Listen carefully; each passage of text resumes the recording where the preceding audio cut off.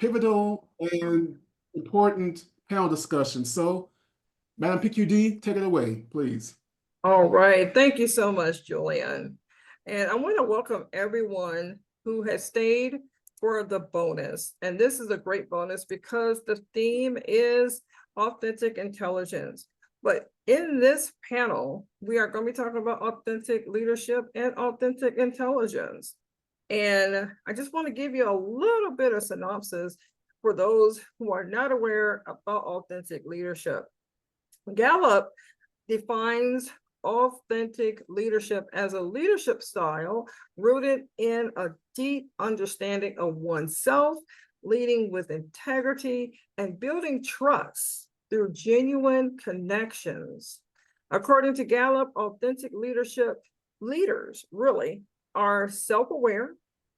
They act in alignment with their core values and focus on fostering transparency and trust within their teams and organizations.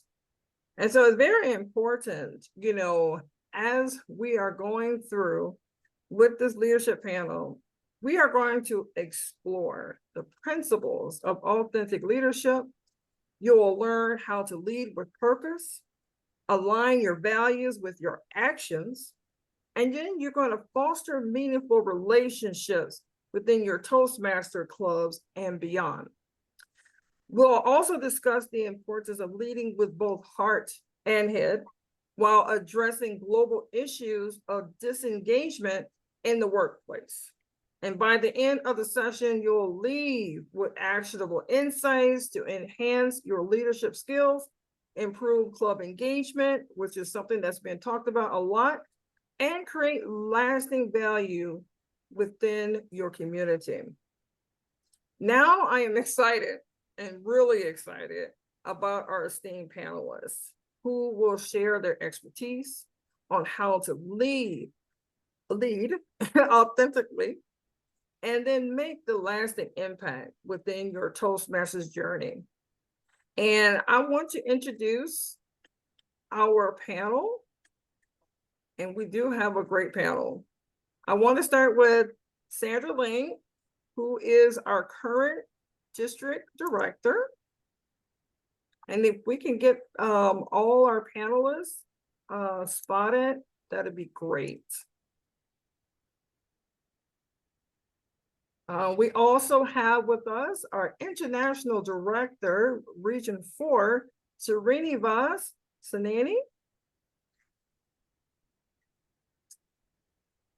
And then we also have our past international president of Toastmasters from 2010 through 2011, Pat Johnson. And then we have our 2024 world champion of public speaking who gave that great keynote this morning, Louisa Matalba. Welcome, everyone. I'm so happy that you are on board. I mean, what a great time to talk about authentic intelligence versus artificial intelligence. And it's nothing like having that human experience, because recently I went to an AI HR summit, and this was like a big topic about how can we humanize things in the workplace. And I know that we do have a couple questions that I'm going to ask you. And each of you have been briefed about this 24-minute session. Each panelist is going to have the same question. They can answer 1 to 2 minutes. They have a choice of also, if they hear something from another panelist, to also elaborate. So I would like to begin with the first question. And this question is going to go to Srinivas.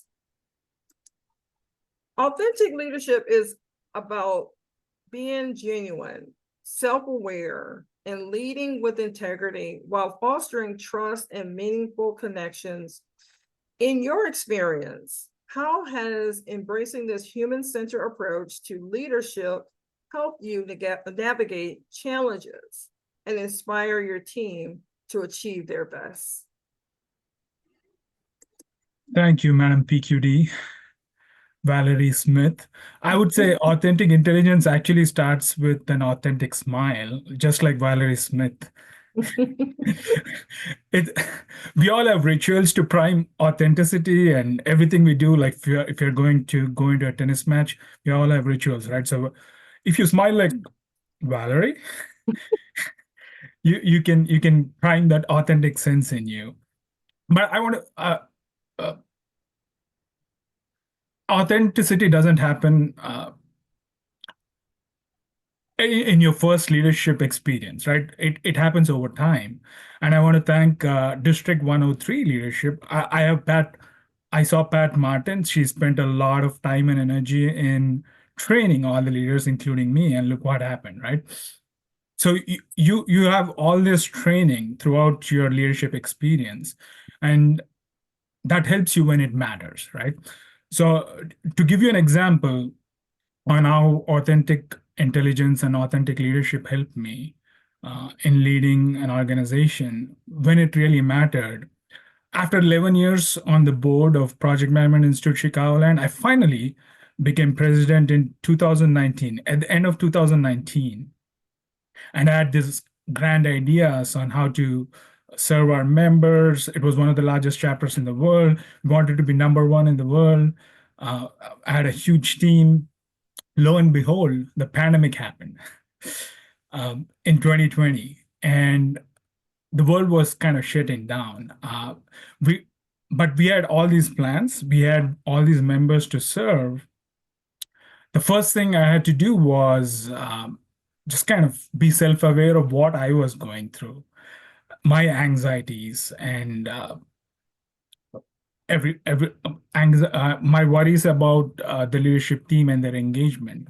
So we met as a leadership team, and instead of kind of putting on a brave front, I kind of told them about my anxieties, and I also kind of told them about the magnitude of tasks that we have ahead of us, and was able to kind of get everybody on board.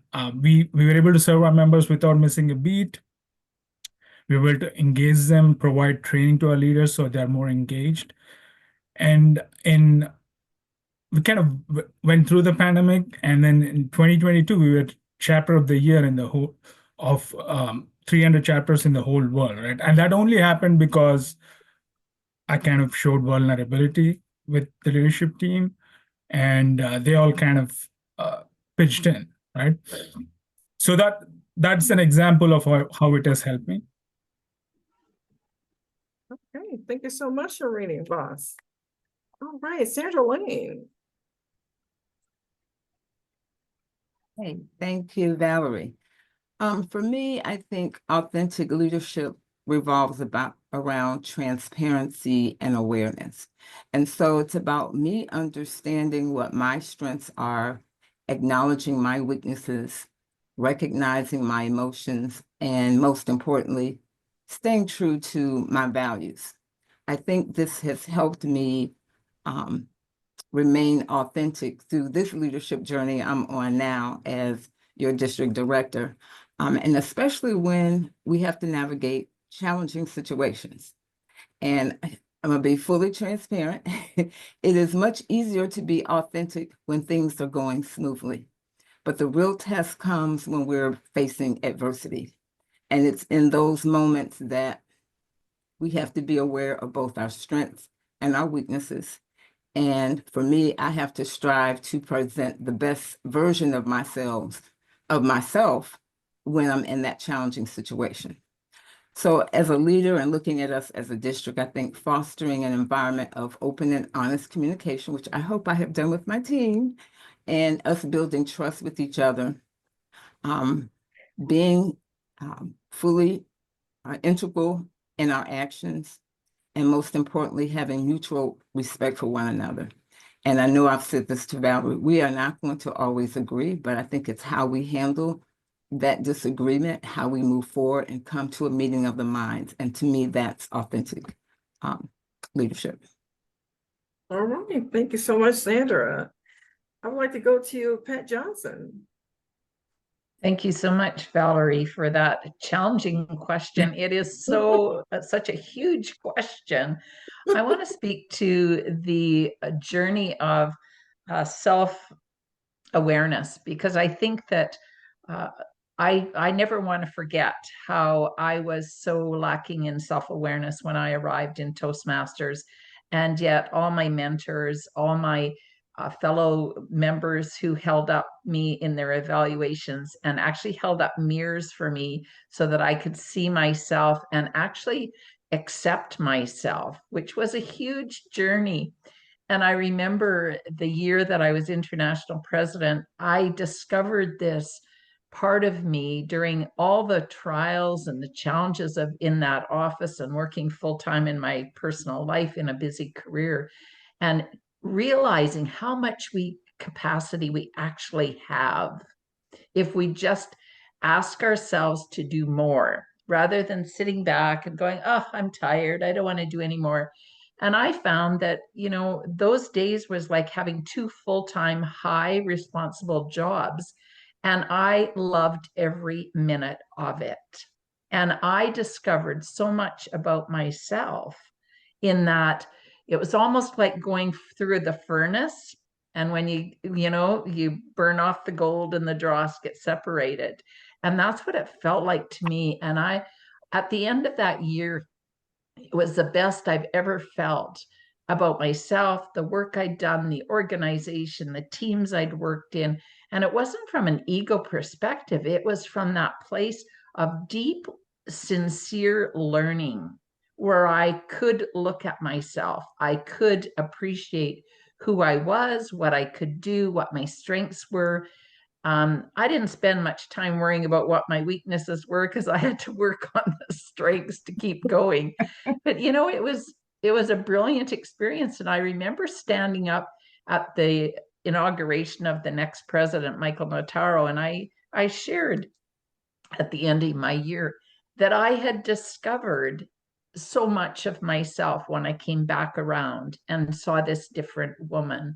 And that one of the things I really recognized and embraced was that I was a goof. That I love to joke around. I love to be crazy and play word games and do all of that crazy stuff. When people start talking, I want to make fun of the misuse of words, including my own. But just that playfulness that I had in myself that I honestly didn't know before I went through this great big experience. And so I just want to encourage each person on this call to challenge yourself and keep looking for different elements of yourself that maybe you're shy to reveal. And the other thing I'll say is to let go of perfection, because it just gets in the way of progress and it serves no purpose. Nobody wants to be like us if we're perfect because they think it's impossible.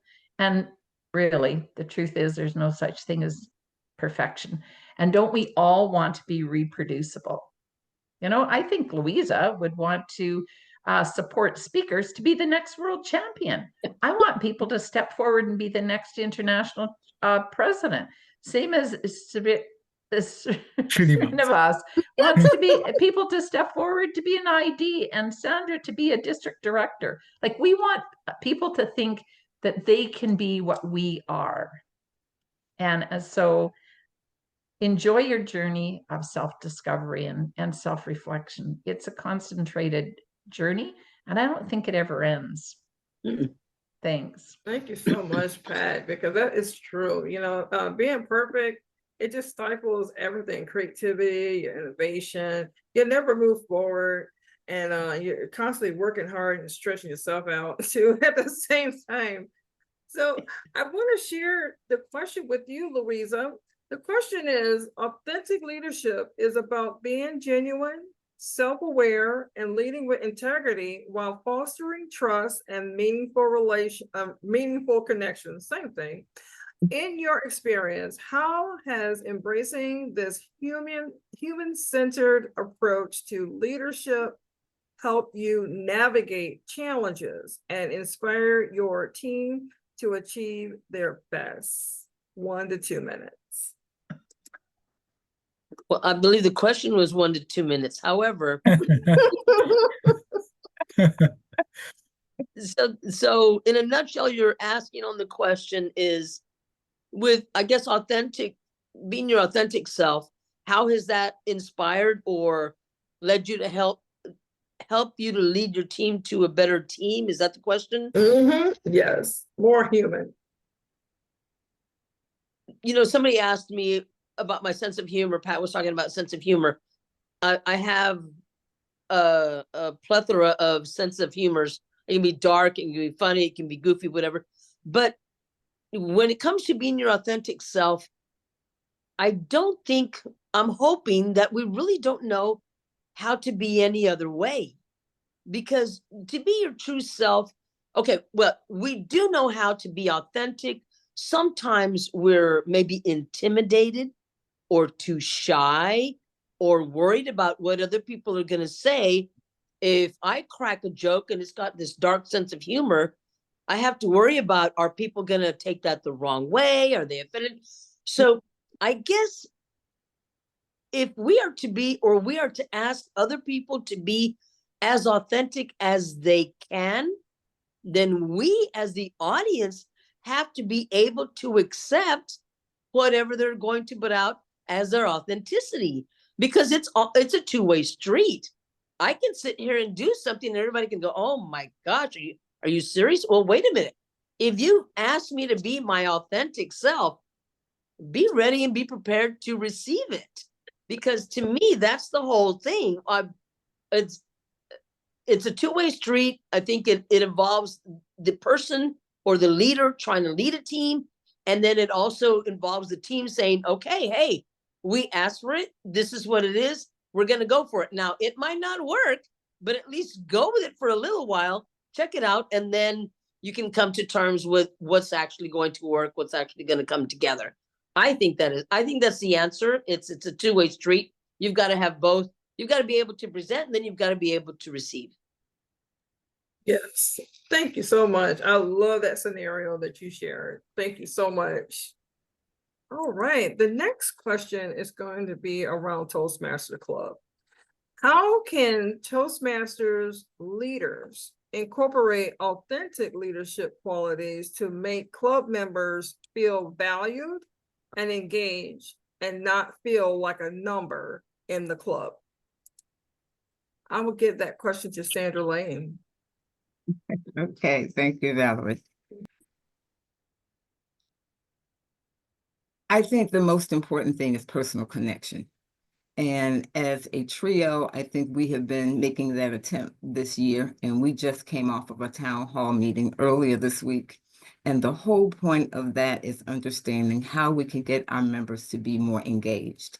And part of that is getting connected with the members, understanding what they are feeling, understanding their why. Why are they in Toastmasters? Are they getting what they're looking for? We've seen a drop of engagement, and we want to understand what is going on. So I think it's important to connect with the members, hear what they have to say, let them feel that we are genuinely interested in them and we care about their journey. We want them to stay. And when we connect with the members in that way, and they feel that they can trust us and that we're trying hard, I think we can increase that engagement. I think that they will feel that they're more than just a number when we're reaching out to them and we're going to their meetings and we're having town halls to try to understand what it is that they need and figure out how we can fix some of the things that we're seeing that's not helping us to grow and some of our clubs struggling. So again, personal connection, and part of that is really listening to them and building that trust. Thank you. Thank you so much, Sandra, for sharing your insight. Mr. Rini Voss. Yeah. And from our last round, Pat and Louisa talked about how to be authentic, you don't need to be perfect, right? But what you can do is you can inspire people to be imperfectly perfect, right? By doing it yourself, by being imperfectly perfect yourself, you can inspire others. in the club, and that'll provide more participation. The other thing we all can do is be more inclusive, right? So include people in every decision, right? Maybe if an agenda is going to be changed going forward, ask them like, hey, what do you think about this? If you want to invite an external speaker, ask them for like, hey, who should we invite, right? So when people feel that they're included, then they'll support it more often, right? Because I took a long time last round. I'm going to pass this on. Those were my 2 nuggets. Valerie, back to you. I was so into your what you were saying. Yeah. All right, so Louisa. Great question. And I believe I have an amazing answer only because out of the 5 clubs that are down here in South Texas, I visited every club before I wanted to know which one I was going to join. And one of the clubs, as soon as I got there, they handed me this little survey kind of. And I remember the first question on there was, why are you here? Why did you join Toastmasters? And I wrote down to compete. And then it said, how did you hear about Toastmasters? What are your lifetime goals? And just all these little questions. And how much time would you be able to invest in a club? And are you into leadership? All these little questions. And I filled everything out. And about 2 weeks later, they said, you know what? You wrote down here you wanted to compete. We have a person who's been competing for the last 4 years. We're going to have them mentor you and let you know what it is you need to do to be able to start competing. And I remember a friend of mine had filled it out and he'd written down leadership. And so they told him, I said, you know what? There's this person that has been president and vice president and everything. So we're going to mentor her with you so that she can help you on your leadership path.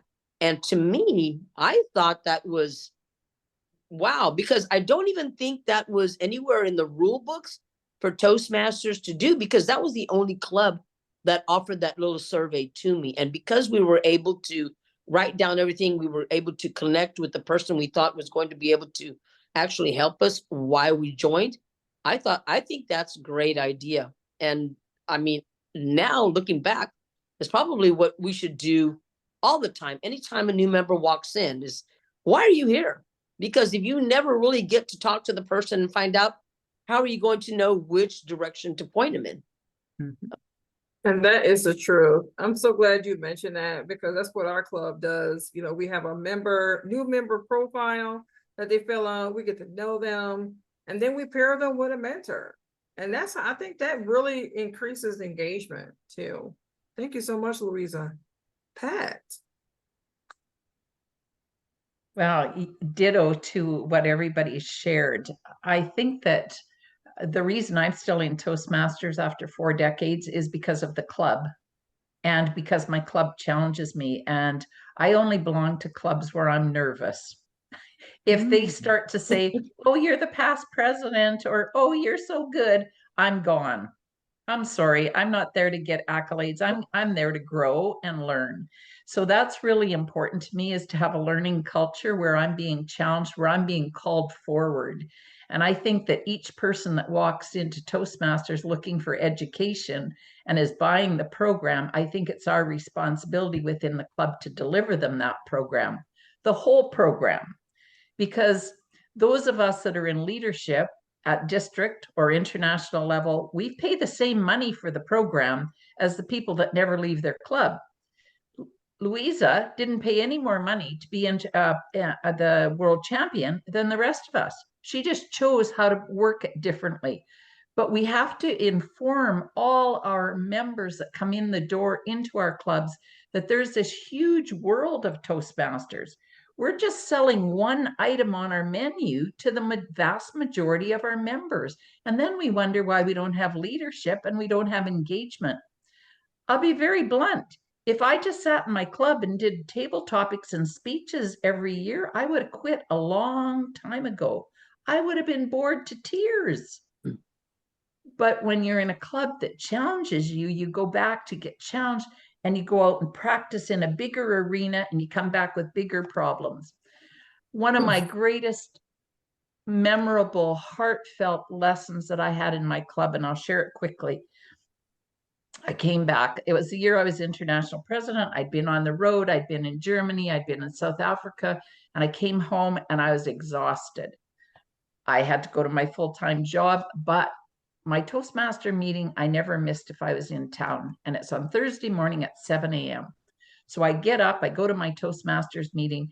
We're President's Distinguished Club for years and years and years. So, you know, everything's planned ahead of time, full schedule, everything. I get to the meeting. I walk in, everybody's bustling because everybody owns the success of the club. So everybody's working to get the program going.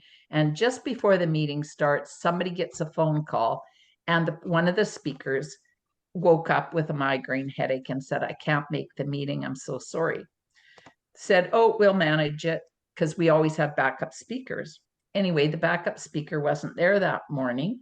And so they turned to me and said, would you mind giving us a presentation on how it's going being international president? I said, oh, I could do 5 to 7 minutes. So I flipped through the program, and I found in those days, we still had manuals and that were in paper. So I flipped through a manual and I found a project. I handed it to my evaluator, who was a fairly new member to our club, not a new Toastmaster, but only been in our club for about 6 months. I got up in the meeting, gave my presentation. I thought I did it wasn't a stellar job. It isn't something I'd be super proud of, but I did it. And he got up in his evaluation and said, Madam President, with all due respect, we deserve better than that. Well, the air was sucked out of the room because everybody went, and I went, oh, I can hardly wait to hear what he has to say. And he just gave it to me.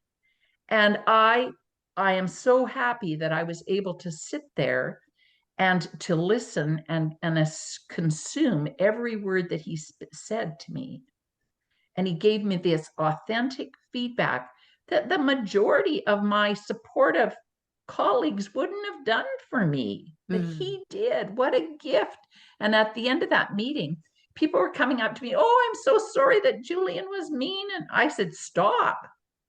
I said, Julian gave me a great gift. Please don't apologize for him, because there's no need to apologize. I said, I'm coming back for the next year because he's in this club. So don't be afraid to call people forward and speak the truth. If you're sitting there and you're bored, or you know the person could do much better, don't insult them by saying, oh, that was great. Tell them the truth. So I'm forever indebted to those people that told me the truth. And you know what? When somebody says, can you fill in? I think before I say I can fill in. I think if I'm prepared, do I have something prepared? And so I prepare ahead more than I used to prepare ahead. So, yep, you've got to have that honesty in your club. You've got to have that environment where people are called forward. And that means that you have trust and you have safety and you have one another's backs. Thank you. Thank you. Can I just comment on that? Pat, thank you for saying that, because I think so often in our clubs, we don't want to hurt anyone's feelings and we don't want to discourage them. And so we tiptoe around some things that we should say. Now, maybe we need to pull them aside and say some of that, but I think it's a very delicate area to be 100% honest. And that's why we use the sandwich approach, right? Because especially with new Toastmasters, we don't want to discourage them, but there are things that they really might need to hear. The reality of it is everybody can't take it. You were strong enough. So I think that's one of the challenges we have as evaluators. And I think that's one of the reasons why people don't really like to evaluate, because they don't want to deliver sometimes the authentic truth. Thank you, Valerie. And I think that there's sometimes, because I've had that experience and I was strong enough to do it, I've also had conversations with the people that I've evaluated afterwards, and gave them a public evaluation, and then had a conversation in the back, privately. And it's just out of total respect that I want to tell them the truth, because otherwise, if they're looking to go someplace and that's always their barrier, somebody has to help them see it because we all have blind spots. Yeah. And it's That's a true. gift to help somebody see what they're stumbling on. Thank you. Yes. And I believe, and you both gave some great nuggets there, because in real life, outside of Toastmasters, you're going to get feedback from your managers, from the CEO, and how are you going to take it? My mom, she's one of the perfect examples. I let her listen to my podcast last week, and she gave it to me. Yep. Said, do you write on a script? She said, sound like it was all over the place. I said, you need to join Toastmasters. She would be a great evaluator. And that's what Toastmasters Foundation was built upon.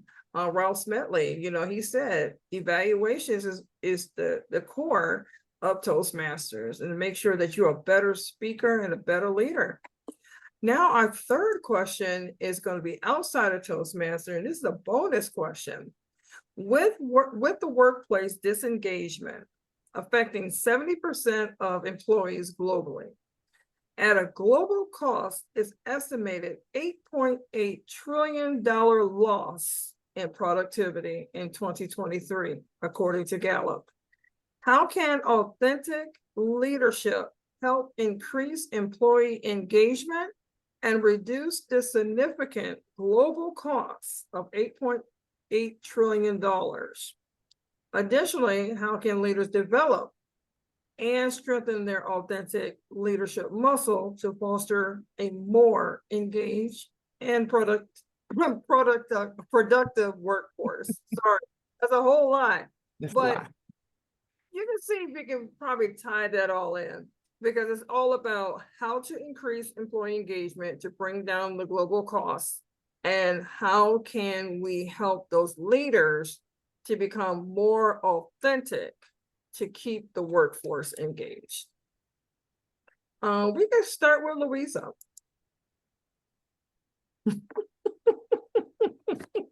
No. Of course you can.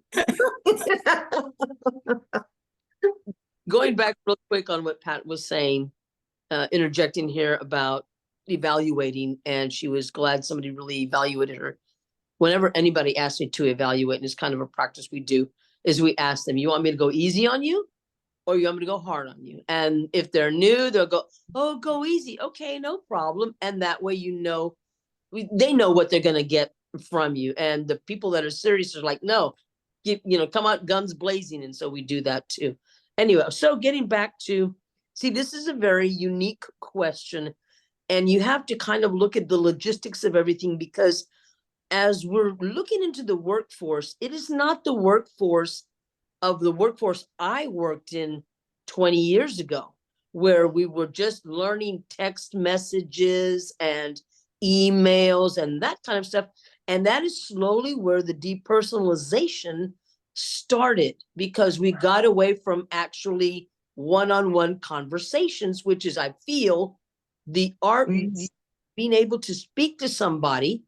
We're losing that because we've gone and shifted it to, again, text messages, emails, and now artificial intelligence, to where if we want something, we don't want to deal with the communication part of it, because slowly we've given that to something else or someone else. Now with the workforce, we're losing people, I believe, my age, and we're coming in with a newer manager, supervisor, and they were the ones that have been desensitized, I believe, the most when it comes to communication, because they grew up with an iPad in their hand and they grew up with a phone. And so it's going to be kind of interesting to see how this is going to play out, because it's kind of hard to go back 20 years. People want to go forward 20 years just because they're excited about something new. But to go back and bring communication back into the workforce, that's going to be difficult. I think that's the only way that we can improve as leaders and we can improve as employees. Would you say this question is for or non-Toastmaster related? I think it's related with everything, because slowly we're losing the art of communication. And when we do that, you can look at, I remember it was a great example. You get a text message and I said, hey, Phyllis, did you get my report? And she said, yes, I did most of it. And I think, oh, yeah, okay, you did most of it? Well, that's great. No, she was saying, yeah, I did most of it. But you don't get that inflection. You don't get the true meaning when you've got a text message or an email. And that's where part of the confusion comes in. So for a leader to be able to come back and make things better, it's going to have to go back to the one-on-one communication, because we've lost so much of everything's been filtered out and we're losing it. We're losing the art of communication. That's my answer. And I'm sticking to it, and I'm going with that for $50. There you go. And that is the truth. I mean, the communicate, I know about the $50, but so Serene Bonds. Short answer, because I know we are short on time. Everybody has a persona, right? Sometimes we cultivate this persona to kind of fit a role, and we all need to practice. Just like when you try to find oil, you need the tools to kind of find the oil within, right? So to find authenticity, digging through your persona, we all need to figure out how to be more self-aware, and that can happen through training, through meditation, and that'll help us. So when leaders are more self-aware, for example, I'll give you an example of return to work. So the best idea people have come up with to start engagement back again is they want people back in the office for 5 days a week, right? There are other ways of doing it, but that's what they're saying. And some people are just doing the line, right? Doing the company line. Instead, if you bake in some flexibility, if you kind of show your own vulnerabilities on how you have managed and how you have restructured your life around this new work balance, and partner with your employees on making this new path happen, right? Instead of towing the company line, or instead of kind of talking corporate speak, if you're more genuine, if you're more authentic, that'll help them get more engaged, right? So that's what I have on this. Thank you so much, Serene Bonds. I'm gonna pass it on to Sandra. Okay. This is a little challenging for me, but I think that with the pandemic, when employees were working from home and basically working in silos, so you saw your coworkers on Zoom meetings and you didn't have that interaction. And with this generation, like Louisa mentioned, the communication is not the same. So I think as companies are bringing employees back in the office, I think this authentic leadership is going to be very important, where managers will have to build trust, have transparency with their team members, open communication, honesty. So there has to be a bond that's created, between the employee and the managers, so that there's a shift that comes back, because there's definitely a change in my opinion, a result of the pandemic, and in part result of us using phones and our tablets. We've kind of disconnected from communication the way we used to.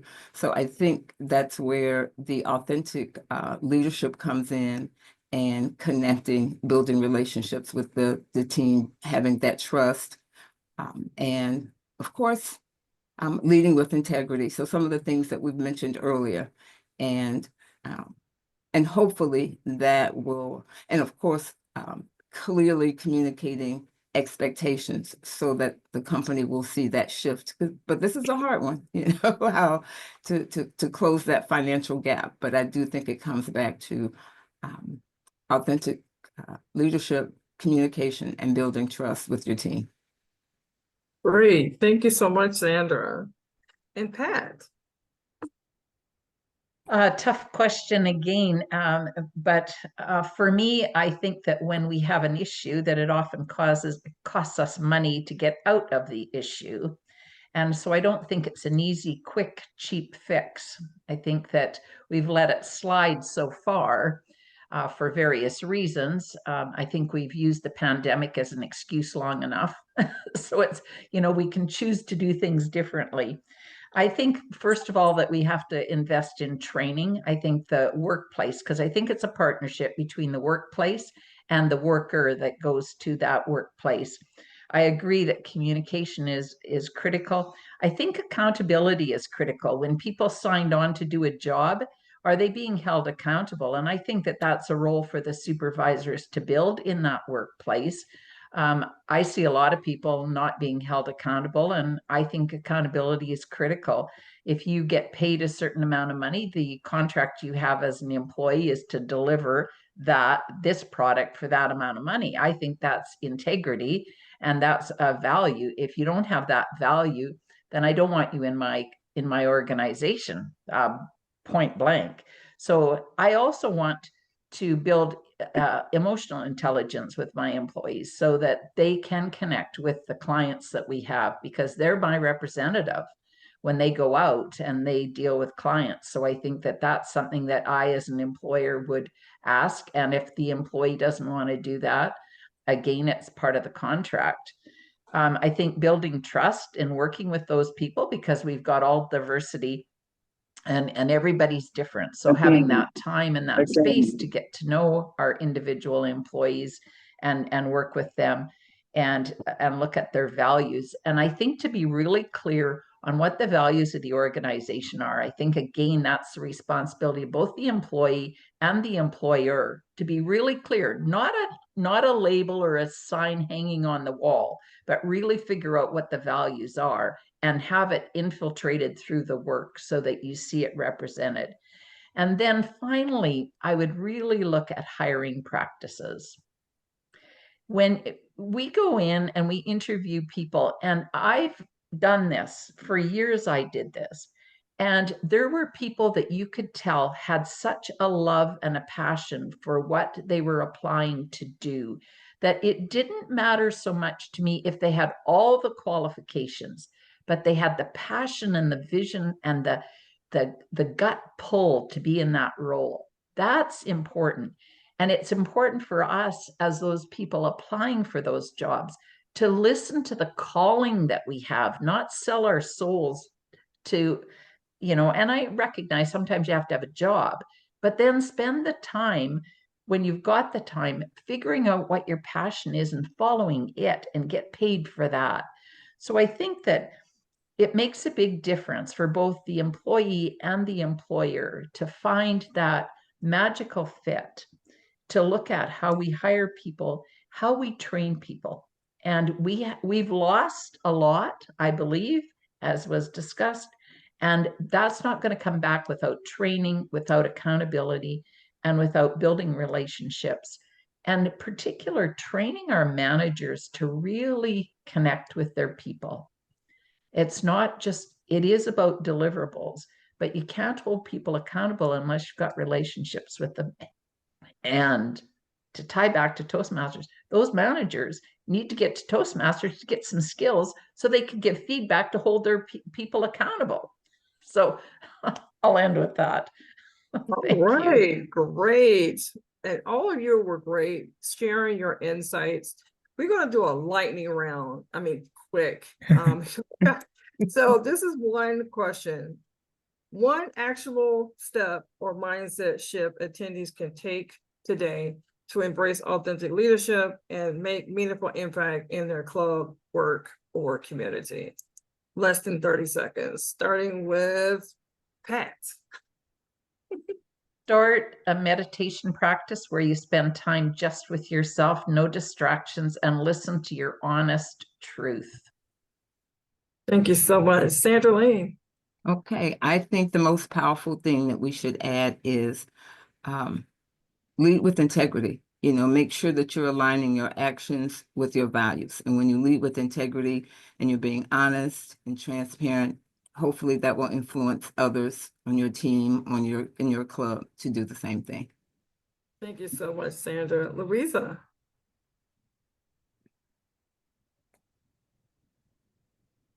I'm going to go out on a limb here and say that we should probably try to put others first, just for a little bit, not all the time.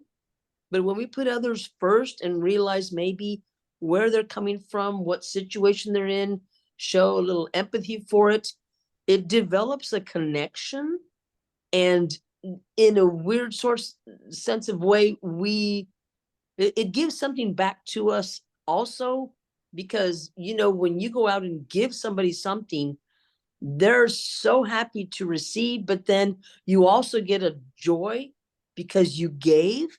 So I think if we can start doing that, a little bit of reciprocation between two people, conversation wise, I think it might be the start of being able to bring authentic communication back. All That's right, thank you so much. And Serena Vaz. Active listening. And one advice I have, it'll work in all professions, is do a customer service job at some point in your life. That'll really change your outlook, and it'll make magic happen in your life, right? And yes, Pat, uh, yoga, meditation. I became a yoga teacher during the pandemic, and that helped me a whole lot. Right, thank you so much. Everyone, give our panelists a hand, some emojis. Oh my God, if this was not the greatest information that we need today, especially with the midst of artificial intelligence. And now, you know, Julian came up with this theme called authentic intelligence. I was sold, and you all did fabulous. And I know that our attendees are going to leave with some great nuggets, and they're going to apply this in their everyday lives. But thank you so much for your time and your knowledge. All right, now we'll hand this over back to our Winter TLI Dean, Julian Wiley. Thank you, Valerie. And thank you all for attending this TLI. This has been a wonderful experience for me. I definitely cherish this opportunity to be your dean. This has been a rewarding experience for me. I greatly, greatly appreciate it. We're going to go ahead and close out and then hear from our director, Sandra Lane. But before I do, I'm going to drop into the chat window the links for the TLI survey to give you feedback, and also to provide feedback for our club, well, to get the attendance surveys filled out for your officer training. So while you do that, before I turn over to Sandra Lane, listen to what I have to say and try and find a pattern here. For our TLI, we've had accomplished instructors. We've had amazing ideas. We've also had articulate inspiration. Also included, we had a wonderful, positive, and powerful panel discussion. Now, did you hear a pattern there? Accomplished instructors, articulate inspiration. Well, think about that, but know that, again, this all ties into the redefining of the theme. Thank you, Cassandra. She picked up on that, alliterations, exactly. We're trying to redefine AI. That means being authentic. It also means absolutely in person. Let's come back to our in-person Toastmaster events, our contests, our meetings, etc. That's the best way to really engage and be truly authentic. And with that, I'll turn it over to our district director, Sandra Lane, DTM. Sandra? Well, we have 1 minute before 3 o'clock, and you guys have given us quite a few hours today. So I want to thank you for your time. I hope that you have heard something, more than one thing, that can help you as a member, as a leader in District 103 or whatever district you're representing today. I think that I've learned a lot, and I appreciate your time today. And thank you for all the officers that have gotten trained. I think, and I hope that this is well worth your time. So thank you. And since I didn't give a flyer on this, on Monday for our club presidents, I am having the Power Hour, and it is Follow the Yellow Brick Road to Distinguish. So if you are needing some assistance on how to become a distinguished club, we're looking for 34 plus quality clubs to come out, and we will talk through what you need to do to become distinguished. Enjoy the rest of your Saturday. Thank you, everyone.